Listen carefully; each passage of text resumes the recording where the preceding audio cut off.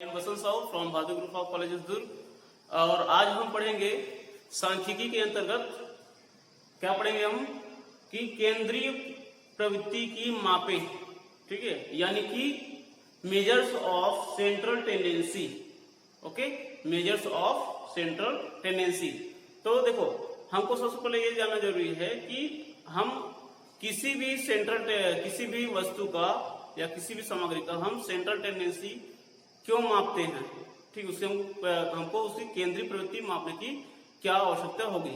ठीक है, तो केंद्रीय प्रवृत्ति क्या होती है, सेंट्रल टेंडेंसी क्या होती है कि जब हमारे पास जैसे बहुत सारा डेटा है या बहुत सारा सामग्री है और हमको उनमें से एक ऐसे डेटा को सिलेक्ट करना है जो कि पूरे डेटा का क्या करता है, रिप्रेजेंटेटिव करता है, यानी कि उसको प्रतिनिधित्व करता है। ठीक है, तो ऐसे डेटा को या ऐसे समूह को हमको सिलेक्ट करना होता है। ओके, तो इसलिए हमको सेंट्रल टेंडेंसी यानी कि केंद्रीय प्रवृत्ति की निकालने की हमको जरूरत पड़ती है। ओके, तो इसके लिए हम कैसे करेंगे, तो जितने भी हमको डेटा दिया रहता है, जितने भी हमारे पास आंकड़ा रहता है, उसको हम क्या करेंगे, माध्य मान निकालेंगे, यानी कि उसको मीन वैल्यू फाइंड करते हैं। ओके, तो मीन वैल्यू कैसे फाइंड करेंगे, तो जितने भी जैसे कि हमारे पास डेटा है तो उनमें से क्या करेंगे, एक समूह बना लेंगे और उन समूह में से एक बीच का ही या जिसका जो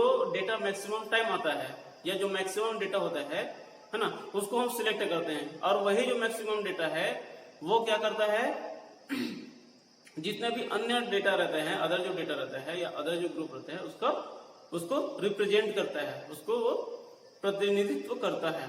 ठीक है, तो ये हो गया आपका केंद्रीय प्रवृत्ति यानी कि सेंट्रल टेंडेंसी। ओके, अब देखो सेंट्रल टेंडेंसी के अंतर्गत हम क्या क्या पढ़ेंगे कि अरिथमेटिक मीन यानी कि समांतर माध्य पढ़ेंगे। ओके, उसके बाद हम पढ़ेंगे मध्यमान यानी कि मीडियन, और बहुलक पढ़ते हैं जिसको बोलते हैं हम मोड।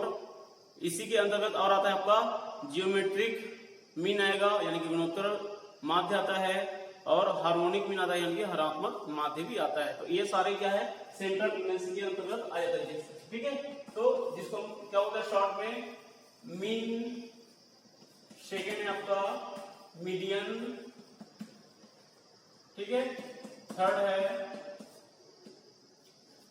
मोड, फोर्थ आता है इसके अंतर्गत जियोमेट्रिक मीन यानी कि गुणोत्तर माध्य। ठीक है, उसके बाद आता है आपका हार्मोनिक मीन।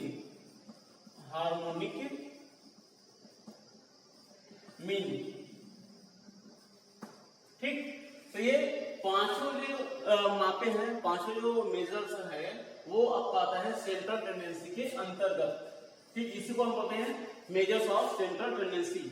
ठीक है, केंद्रीय प्रवृत्ति की जो मापें होती है उसको हम ये 5 तरीके से फाइंड कर सकते हैं। ठीक है, किसी भी डेटा का केंद्रीय प्रवृत्ति निकालने की यानी कि सेंट्रल टेंडेंसी फाइंड करने की ये 5 विधि होती है। ठीक, अब इन 5 विधि में से 5 जो मेथड है उनमें से प्रत्येक जो मेथड है वो भी हम उसको डीपली पढ़ेंगे। ठीक है, तो आइए हम सबसे पहले इसमें देखेंगे मीन वैल्यू हम कैसे फाइंड करेंगे, किसी भी डेटा का हम मीन वैल्यू कैसे फाइंड करते हैं। ठीक है, किसी भी डेटा का मीन वैल्यू कैसे फाइंड करते हैं। ठीक है, तो देखो सपोज यहां पर नंबर ऑफ टेस्ट, ठीक है, नंबर ऑफ टेस्ट या नंबर ऑफ डेटा इसको ले सकते हैं हम n है। ठीक है, टोटल नंबर ऑफ डेटा कितने हैं, n है हमारे पास, टोटल नंबर ऑफ डेटा क्या है, n है। ठीक है, n जो टेस्ट है यानी कि जो निरीक्षण है ना, वो क्या है, सपोज मेरे पास x1 x2 x3 dotted xn। ठीक, ये है आपका टेस्ट, इतने सारे हमारे पास डेटा है या इतने सारे हमारे पास टेस्ट है। ठीक है, अब total number of test suppose हमारे पास n है, तो इसका हमको क्या करना है, मीन वैल्यू फाइंड करना है। तो मीन वैल्यू फाइंड करने के लिए क्या करेंगे, इसको हम m से डिनोट करते हैं, मीन इक्वल टू या m इक्वल टू हम इसको लिखेंगे, क्या लिखेंगे, देखो sum of data, sum of data या नंबर ऑफ टेस्ट या सम ऑफ टेस्ट बोल सकते हो, upon total number of data, ठीक है, यानी कि आंकड़ों का योग बटे आंकड़ों की संख्या। ओके, तो ये हो गया आपका मीन वैल्यू का फॉर्मूला है, जिसको हम वर्ड के फॉर्म इसको ऐसे ही लिखेंगे। ओके, अब जब हम इसको सिंबॉलिक फॉर्म में डिनोट करना चाहें तो सिंबॉलिक फॉर्म में क्या लिखेंगे, सम ऑफ डेटा है तो हमारे पास जितना भी ये डेटा है उसका हम सम करेंगे, तो कैसे लिखेंगे उसको, sum of x, sum of x, क्योंकि यहाँ पर x1 x2 x3 and so on xn तक का है, तो हम सम कैसे होगा, सम ऑफ x, ठीक, अपॉन क्या है, टोटल नंबर ऑफ डेटा है, तो हमारे पास टोटल नंबर ऑफ डेटा कितना है, n है, यहाँ पर अपॉन n लिख देंगे। ठीक, अब यहाँ पर चाहे हम लोग सम ऑफ xi भी लिख सकते हैं, xi ऐसा, ठीक है, जहां पर जो i क्या है, नेचुरल नंबर है, natural number means 1 2 3 4 5 and so on, ठीक, तो ये हो गया अपना मीन वैल्यू का फार्मूला। ओके, इसी प्रकार से यदि जो हमारे पास डेटा है x1 x2 और इसकी के अकॉर्डिंग इसका जो फ्रीक्वेंसी अगर हमको दिया जाएगा, ठीक, सपोज हमारे पास जो फ्रीक्वेंसी है, जो फ्रीक्वेंसी है हमारे पास f1 f2 f3 and so on fn, ठीक, ये क्या है, फ्रीक्वेंसी है, किसके अकॉर्डिंग, x1 x2 x3 के अकॉर्डिंग ये फ्रीक्वेंसी दिया हुआ है। ठीक, तो जब इस फॉर्म में दिया रहता है, फ्रीक्वेंसी दिया रहता है किसी भी डेटा के साथ उसका फ्रीक्वेंसी और दिया रहता है, तो उस कंडीशन में हम क्या करेंगे, इसका जो मीन वैल्यू क्या होगा, मीन इक्वल टू क्या हो जाएगा आपका, summation of F x upon N, summation of F x upon N, तो ऐसे हम इसका मीन वैल्यू फाइंड करते हैं। ठीक, तो फर्स्ट फॉर्मूला ये हो गया और उसका सेकंड फॉर्मूला ये है। ठीक, तो जब हमको रो डेटा के फॉर्म में दिया जाता है, जब हमको रो डेटा दिया जाता है तो ये वाले जो फॉर्मूला उसका यूज करेंगे। इसी प्रकार से जब हमको ग्रुप डेटा दिया रहता है, ठीक, ग्रुप डेटा मीन्स आपको जो डेटा दिया रहेगा उसी के अकॉर्डिंग या उसी के सापेक्ष उसको फ्रीक्वेंसी भी दिया रहता है, तो उस फॉर्म में हम इसको यूज करते हैं। ठीक, तो ग्रुप डेटा और रो डेटा दोनों के हम अलग अलग जो फॉर्मूला है उसका यूज करते हैं। ठीक, तो आइए हम देखते हैं उसका एक एक एग्जांपल देखेंगे।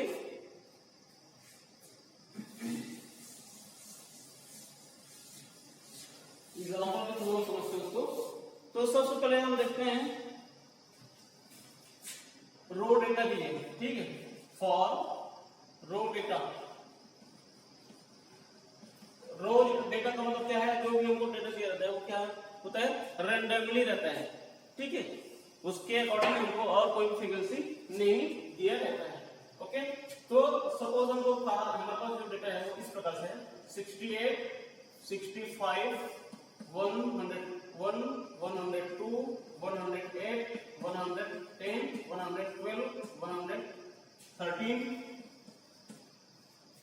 124 128 143 146 151 153 एंड 172 ये हमको दिया गया है, ये डेटा हमको दिया गया है। ओके, अब हमको क्या करना है, इसका मीन वैल्यू फाइंड करना है। तो इस प्रकार से जो डेटा दिया जाता है उसको हम कहते हैं रो डेटा।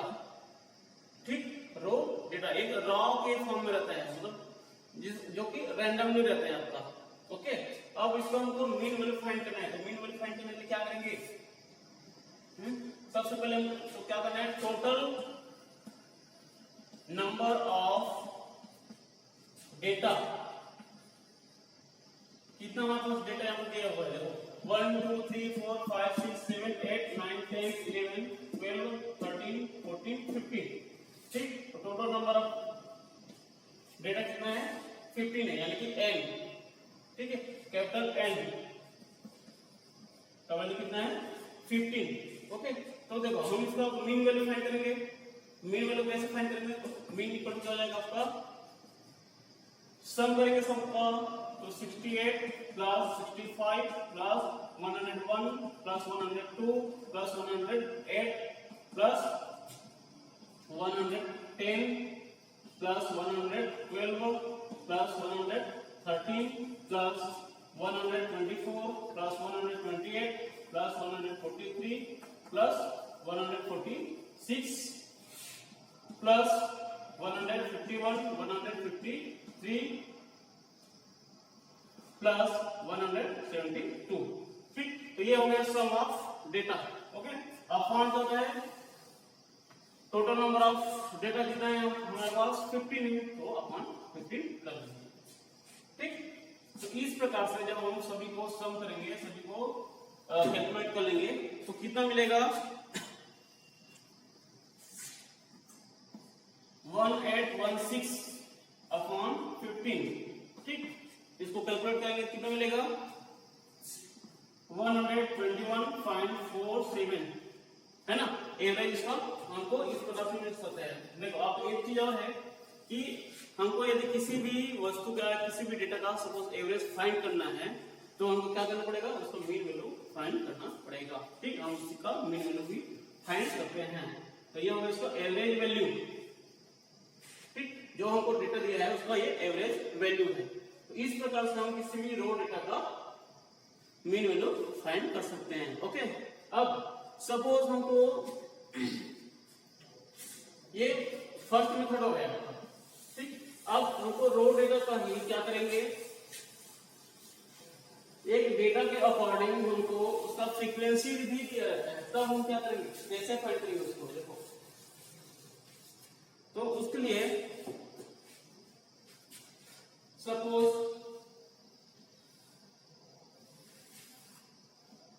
एक्स का वैल्यू दिया हुआ है और जो सेकंड कॉलम है वो वाई दिया है, यानी उसका फ्रीक्वेंसी है,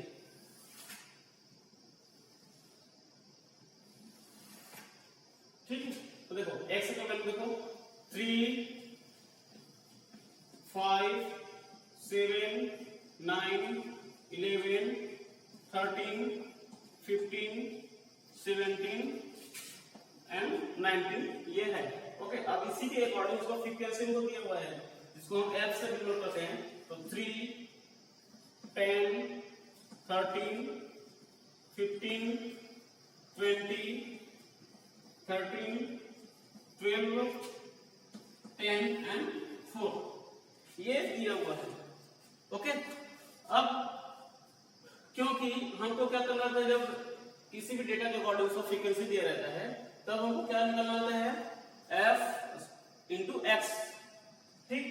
तो क्या करेंगे, f इंटू एक्स, ये एक और कॉलम इसमें बन जाता है, ठीक है, f इंटू एक्स।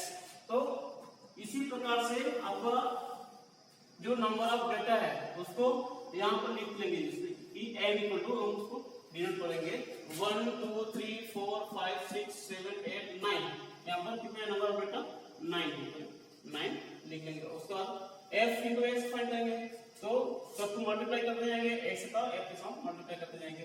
तो 3 2 3 9, यहाँ पर 15, ठीक है। उसके बाद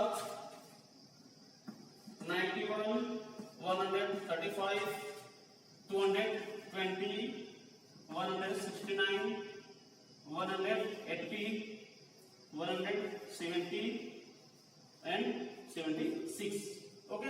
ये हो गया दोनों का मल्टीप्लाई। अब क्या करेंगे, sum of F x, sum of F x, तो सब को सम कर देंगे, तो उसका सम ऑफ एफ एक्स हमको मिल जाएगा, ठीक है। इसका कैपिटल एक्स डालते हैं, कितना आएगा आपका 11,000, सॉरी 1100, ओके। या यहां पर एक चीज और है, एन सम ऑफ जो फ्रीक्वेंसी उसका हम सम कर लेंगे। देखो जो फ्रीक्वेंसी को दिया रहता है यानी जो एन है उसको हम देखो एक चीज और लिखते हैं पर sum of f, sum of f जो फ्रीक्वेंसी होता है उसको सम यानी कि एन, ठीक है। तो जितना भी हमको यहाँ पर डेटा दिया जो फ्रीक्वेंसी दिया रहता है उसको सम करते हैं तो वो है आपका एन, ठीक। अब देखो इसको हम जब सम करेंगे तो 100 आता है। अब ये यहाँ पर देखो सभी को सम किए हैं, इसको हम एन लेके चलते हैं, लेकिन जो रो डेटा में क्या किए थे हम लोग, जो एन लेके हम क्या है नंबर ऑफ डेटा है, नंबर ऑफ डेटा, ठीक। नंबर ऑफ डेटा को हम वहां पर एन से डिनोट करते हैं। अब यहाँ पर सम ऑफ फ्रीक्वेंसी को एन से डिनोट करते हैं, ठीक। ये दोनों में डिफरेंस रहता है, ओके। अब जो कॉलम हम बनाते हैं वो किसके अकॉर्डिंग बनाते हैं, फॉर्मूला के अकॉर्डिंग। तो मीन इक्वल टू क्या होता है sum of F x upon n, ठीक। तो वहां पर सभी का वैल्यू पुट कर देंगे। तो सम ऑफ एफ एक्स देखो कितना है 1100 है, 1100 अपॉन एन यानी कि सम ऑफ फ्रीक्वेंसी कितना है यहाँ पर 100 है, 100, ठीक। इस प्रकार से इसका वैल्यू कितना आ जाएगा 11, जो मीन वैल्यू है वो कितना आ जाएगा 11 आ जाता है, ओके। तो ये हो गया आपका मीन वैल्यू कैसे फाइंड करते हैं रो डेटा एंड ग्रुप डेटा के लिए, ठीक है। या इसी को हम क्या बोलते हैं डिस्क्रीट सीरीज बोलते हैं, यानी कि डिसकंटिन्यूअस सीरीज, असतत श्रेणी, ठीक है। अब जो इससे पहले हम जो सॉल्व किए थे वो क्या था आपका कंटिन्यूअस सीरीज हो जाएगा, सतत श्रेणी, ओके। तो अब तीसरा चीज और है, यदि हमको जो डेटा दिया रहता है ना एक्स के अकॉर्डिंग हमको जो फ्रीक्वेंसी दिया रहता है उसमें सब हमको एज्यूम मीन फाइंड करना है, एज्यूम मीन्स मीन ए, ठीक है, ए फाइंड करना है। तो उसमें हम क्या करेंगे, जो हमको या उसमें फॉर्मूला देखो मीन वैल्यू जब हमको एज्यूम किया जाता है, ठीक, इफ एज्यूम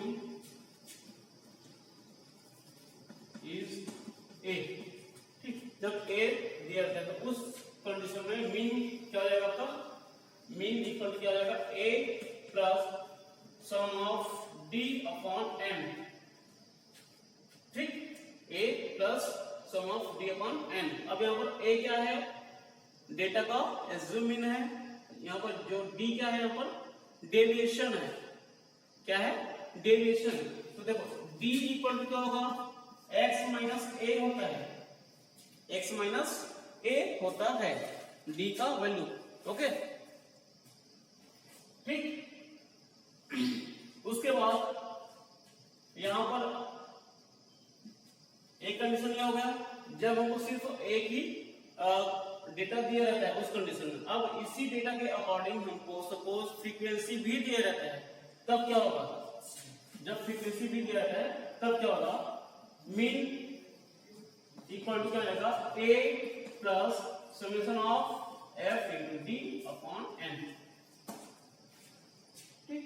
यहां पर ए क्या है एज्यूमिंग, एफ क्या है फ्रीक्वेंसी, डी क्या है डेविएशन, ठीक, यानी कि विचलन, और एन क्या है सम ऑफ फ्रीक्वेंसी। हम देखेंगे कि एज्यूम मीन यदि हमको दिया जाएगा, यदि हमको एज्यूम मीन फाइंड करना है और इसके साथ साथ हमको यदि डेविएशन फाइंड करना है तो उसके लिए हम किसी भी डेटा का उसके फ्रीक्वेंसी के अकॉर्डिंग मीन वैल्यू कैसे फाइंड करते हैं, ओके। तो आइए एक एग्जांपल देखते हैं। सपोज जो एक्स हम यहाँ पर ले रहे हैं वो क्या है किसी कंपनी में काम करने वाला जो एम्प्लॉय है उसकी दैनिक वेतन है, ठीक, उसका डेली का जो उसका सैलरी है, ओके, और उसके अकॉर्डिंग उसका ये फ्रीक्वेंसी दिया हुआ है, ओके। अब इसका हमको क्या करना है मीन वैल्यू फाइंड करना है, ठीक है। अब देखो अब क्योंकि हम अगर क्या बोले हैं कि एज्यूम मीन फाइंड करेंगे तो एज्यूम मीन के लिए क्या करना पड़ेगा, सबसे पहले सब x की जो वैल्यू रहता है, x क्या है आपको इसका माध्य है। अगर ये जो वैल्यू आपको दिया हुआ है तो ये रो डेटा के फॉर्म में है, यदि यही जो वैल्यू है ग्रुप डेटा यानी कि क्लास इंटरवल के फॉर्म में रहता है तो हम इसको क्या करेंगे, मीन पहले फाइंड करेंगे, मीन फाइंड करने के बाद वहीं से हम एग्जिट मीन फाइंड करेंगे। ओके, लेकिन यहाँ पर ऐसा कुछ नहीं है, यहाँ पर रो डेटा के फॉर्म में दिया हुआ है, क्लास इंटरवल के फॉर्म में नहीं दिया है। तो हम x के ही जो डेटा रहता है उसी से ही एग्जिट मीन फाइंड करते हैं, a का वैल्यू फाइंड करते हैं। ठीक, तो यहाँ पर देखेंगे जनरली हम क्या करते हैं, जो डेटा दिया रहता है x का जो वैल्यू रहता है उसके बीच में, उसके सेंटर में कौन सा वैल्यू आ रहा है उसी को हम लेते हैं जनरली a का वैल्यू को। ओके, तो आइए हम यहाँ पर देखेंगे टोटल वैल्यू कितना है उसको हम नीचे से काउंट करते हैं हमेशा 1 2 3 4 5 6 7 8 9। ठीक, 9 यहाँ पर क्या है डेटा है, x का वैल्यू है, तो इसमें सेंटर कौन सा आ रहा है, 1 2 3 4, सेंटर में आ रहा है आपका 11। इसी प्रकार से 1 2 3 4, देखो यहाँ पर ऊपर भी 4 है नीचे भी 4 है। ठीक, उसका एज्यूमेंट यहाँ पर क्या आएगा आपका a का वैल्यू 11 हम यहाँ पर मानेंगे। ओके, अब जैसे कि d है, डेविएशन है, अब डेविएशन हम कैसे फाइंड करेंगे, डेविएशन के लिए फॉर्मूला होता है कि d इक्वल होता है आपका x minus a, x minus a। ठीक, तो x के वैल्यू में हम एज्यूमेंट को माइनस करते जाएंगे। ठीक है, यानी कि देखो 3 है, ठीक है, 3 माइनस 11, तो 3 माइनस 11 कितना आ जाएगा आपका 8। ठीक, यानी कि माइनस 8 हो जाएगा आपका। इसी प्रकार से 5 माइनस 11 कितना जाएगा माइनस 6, 7 माइनस 11 कितना जाएगा 7 माइनस 11 माइनस 4, 9 माइनस 11 कितना जाएगा माइनस 2, 11 माइनस 11 कितना जाएगा 0, फिर 13 माइनस 11 कितना होगा 2, 15 माइनस 11 कितना होगा 4। ठीक, फिर 17 माइनस 11 कितना होगा 6 एंड 19 माइनस 11 कितना हो जाएगा यहाँ पर 8। ठीक, तो इस प्रकार से इसका हम d का वैल्यू फाइंड कर लेंगे। ओके, अब नेक्स्ट अगला कॉलम क्या बनेगा, देखो a का वैल्यू मिल गया है, एस्टिमेट मिल गया है। अब n क्या है, सम ऑफ फ्रीक्वेंसी, यदि हमको फ्रीक्वेंसी दिया है तो उसी का सम करेंगे, वो हो जाएगा अपना आपका n का वैल्यू, इसको हम सम करेंगे। सबको सम करेंगे तो कितना आएगा, इसको सम करेंगे तो 3 plus 10 plus 13 plus 15 plus 20 plus 30 13 plus 12 12 plus 13 plus 4। ठीक, तो इस प्रकार से जब हम सम करते हैं तो आता है वो 100 आता है। ओके, तो अब एस्टिमेट मिल गया है हमको, n के वैल्यू मिल गया है। अब क्या करेंगे, f into D, f into D हम करेंगे, यानी कि फ्रीक्वेंसी और जो डेविएशन आपको मिला है उसको आपस में मल्टीप्लाई कर देंगे। ठीक, तो यहाँ पर 8 इंटू 3 कितना जाएगा माइनस 24, 10 इंटू 6 कितना जाएगा माइनस 60, 13 इंटू 4 कितना जाएगा 52। ठीक, 15 इंटू माइनस 2 कितना जाएगा आपका माइनस 30, फिर 20 इंटू 0 जाएगा, 13 इंटू 2 करेंगे कितना जाएगा 26 हो जाएगा, फिर 12 प्लस 4 करेंगे तो कितना होगा 48 हो जाएगा, 10 इंटू 6 करेंगे 16 और 4 इंटू 8 करेंगे तो कितना जाएगा 32। ठीक, तो ये हो गया आपका f इंटू डी, लेकिन हमको sum of f into d find करना है, summation of f d find करना है। तो सबको सम कर लेंगे, सबको जोड़ देंगे आपस में, तो इस प्रकार से हमारा एक वैल्यू आपको मिलेगा। सपोज अगर उसको वैल्यू में 11 आता है, सपोज उसको जो वैल्यू क्या आएगा 11 आता है, तो सभी का वैल्यू हमको मिल गया है। तो अब हम उसको क्या करेंगे, इस फॉर्मूले में पुट कर देंगे। तो मीन इक्वल टू क्या आएगा a, यानी कि एज्यूमिंग हम क्या लिया यहाँ पर 11 लिए plus f summation of f D कितना है यहाँ पर 11 आया है, तो 11 अपॉन n कितना मिला है हमको 100 मिला है, तो यहाँ पर 100 लिख देंगे। ओके। अब इसको हम सॉल्व कर लेंगे तो कितना आएगा आपका 1111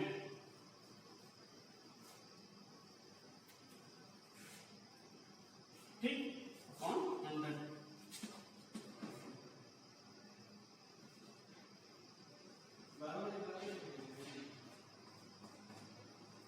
ठीक है, तो इस प्रकार से हम इसका वैल्यू फाइंड कर सकते हैं।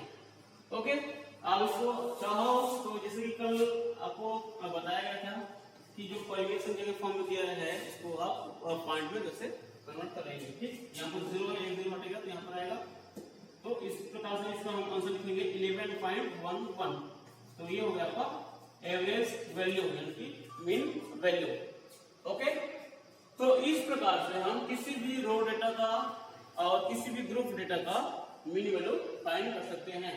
ओके, मैं एक लाइन आपको और बता देता हूं। सपोज यहाँ पर क्लास इंटरवल के फॉर्म में दिया होगा तब तो क्या होगा। ठीक, सपोज जो डेटा है वो क्लास इंटरवल के फॉर्म में दिया होगा तो क्या होगा। ठीक है, तो उस कंडीशन में क्या होगा, जो ये फॉर्मूला है ना उसमें आई मल्टीप्लाई हो जाता है, आई मल्टीप्लाई हो जाता है। अब यहाँ पर आई क्या है, क्लास इंटरवल कितने कितने का वहां पर क्लास इंटरवल है। ठीक, जैसे कि देखते हैं class interval and frequency F, short बता दूं मैं आपको 0 to 10, 10 to 20, 22, 30, 32, 40, 42, 50, इस प्रकार से क्लास इंटरवल दिया जाता है। उसको फ्रीक्वेंसी यहाँ पर दिया जाएगा उसी के अकॉर्डिंग 4, 6, 8, 7, 5 इस प्रकार से उसका क्लास इंटरवल दिया जाता है, फ्रीक्वेंसी दिया जाता है। ठीक, अब जैसे कि आपको पहले कहा गया है कि अगर क्लास इंटरवल का फॉर्म में दिया है तो उसको हमको मीन वैल्यू फाइंड करना, पहले मध्यमान को निकालना पड़ेगा, इसको x कहते हैं। ठीक, तो 0 प्लस 10 करेंगे उसको 2 से डिवाइड कर देंगे तो 5 हो जाएगा। इसी प्रकार से 10 प्लस 20 करेंगे तो 30/2 करेंगे, मतलब इन दोनों को जोड़ते हैं उसको 2 से डिवाइड कर देते हैं।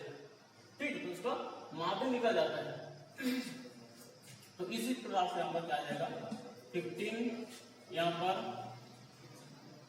25, यहाँ पर 35, इधर क्या हो जाएगा 45। ये आ गया आपका माध्य। ठीक, और एक्सपेरिमेंट हमको फाइंड करना, तो एक्सपेरिमेंट कहां से फाइंड करेंगे, एक एक्स का जो वैल्यू रहता है वहीं से हम एक्सपेरिमेंट फाइंड करते हैं। ठीक, तो यहाँ पर कितने डेटा है 1 2 3 4 5 है, 5 सेंटर में कौन सा आ रहा है आपका 25 आ रहा है, तो इसका एक्सपेरिमेंट क्या हो जाएगा 25 हो जाएगा। ओके, उसके बाद s इंटू डी करेंगे तो वही आप इधर जो प्रोसेस है आपका d पहले फाइंड करेंगे तो d पर क्या होगा x माइनस a हो जाएगा, x माइनस a। तो x के वैल्यू में जो एज्यूमेंट है उसको माइनस कर देंगे। ठीक, तो d का वैल्यू आएगा।